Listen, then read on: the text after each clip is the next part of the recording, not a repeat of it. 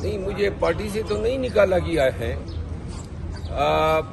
Core committee اور political committee سے نکالا ہے، اور اگر کوئی چیز اور بھی رہتی ہے تو اسے بھی نکال دیں، لیکن میں پی ٹی آئی میں ہوں، خان کے ساتھ ہوں۔ باقی جو ہے یہ پارٹی کے اندر، ہر پارٹی کے اندر سیاست ہوتی ہے۔ میں تو خود کوئی سیاسی گروپ نہیں ہے میرا، صرف خان کے ساتھ ہوتا ہوں اور خان کے احکامات کی میں پیروی کرتا ہوں۔ نہ میں سیاست میں کسی گروپنگ پہ بلیو کرتا ہوں، نہ سازشیں کرتا ہوں، نہ کبھی کی ہے اور نہ کبھی کروں گا۔ جو میری خدمات ہیں یا جو میں کرتا آیا ہوں وہ بھی پوری قوم کے سامنے ہے۔ باقی جو ہے اپنی توقیر کے لیے بھیک مانگنے والا آدمی میں نہیں ہوں۔ شرف صاحب، یہ حسن رؤف پر جو پی ٹی آئی کے ترجمان پر حملہ ہوا ہے، خواجہ سراؤ نے کیا ہے، کیا کہیں گے اس بارے؟ کیا خواجہ سرائی تھے؟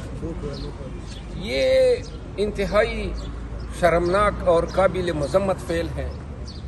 ابھی تو یہ جو زخم آئے ان کو بڑے نازک جگہ پہ آئے ہیں، پھر جس طریقے سے، اور یہ بتا رہے تھے ایک دن قبل بھی ان کے لیے یہ لوگ آئے تھے۔ بہرحال رؤوف حسن صاحب جو ہیں وہ پاکستان تحریک انصاف، جو پاکستان کی سب سے بڑی پارٹی ہے، اس کے ترجمان ہیں۔ اس کے ساتھ جو سلوک کیا گیا ہے وہ ایک دھمکی پیغام ہے پاکستان تحریک انصاف کی اس لیڈرشپ کے لیے جو میڈیا کے سامنے آ کے ببانگ دال اسٹیبلشمنٹ اور دیگر جو ہماری سیاسی مخالف پارٹیاں ہیں ان کے بیانیے کا منہ توڑ جواب دیتی ہے، اور شاید اس سے ہمیں ڈرانے کی کوشش کی گئی ہے۔ لیکن پاکستان تحریک انصاف اب اتنے ڈر، خوف اور اتنے مصائب سے گزر گئی ہے کہ شاید ڈر بھی اب ہمارے نزدیک نہیں آتا ہے۔ شرف صاحب، یہ بتائیں کہ آپ کہہ رہے کہ کیوں نوبت پیش آئی، اور دوسرا یہ شفاف نوٹس کی نوبت کیوں پیش آئی، اس نہج تک حالات کیوں پہنچ گئے؟